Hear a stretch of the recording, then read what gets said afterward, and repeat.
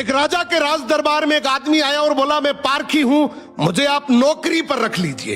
राजा बोला, नौकरी पे तो रख लूंगा, पर तनख्वाह 1 रुपए नहीं दूंगा, सिर्फ 1 पाव गुड़ और घुंघरे मिलेंगे। पारखी बोला, ठीक है हुजूर। कुछ ही दिन बाद राजा एक घोड़ा खरीद कर लाए। उन्होंने पारखी से पूछा, बताओ इस घोड़े के बारे में क्या कहते हो।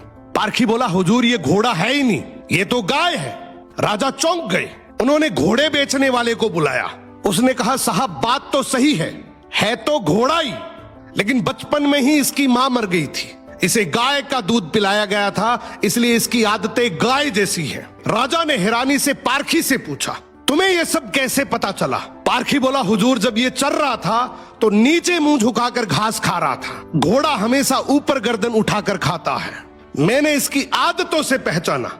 राजा खुश होकर बोले, आज से तुम्हें आधा किलो गुड़ और आधा किलो घुंघरे मिलेंगे। कुछ दिन बाद राजा ने फिर पूछा, मेरी रानी कैसी है, बहुत प्रिय है मुझे। पारखी बोला, हुजूर आपकी रानी खानदानी नहीं है। राजा को विश्वास नहीं हुआ।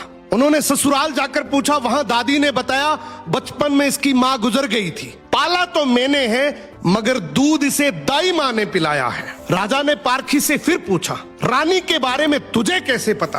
पारखी बोला, हुजूर इसके स्वभाव से खानदानी रानी में शालीनता होती है, मगर ये नौकरों पे चिल्लाती है, गाली देती है, इसकी आदतों से पहचान गया कि ये खानदानी नहीं है।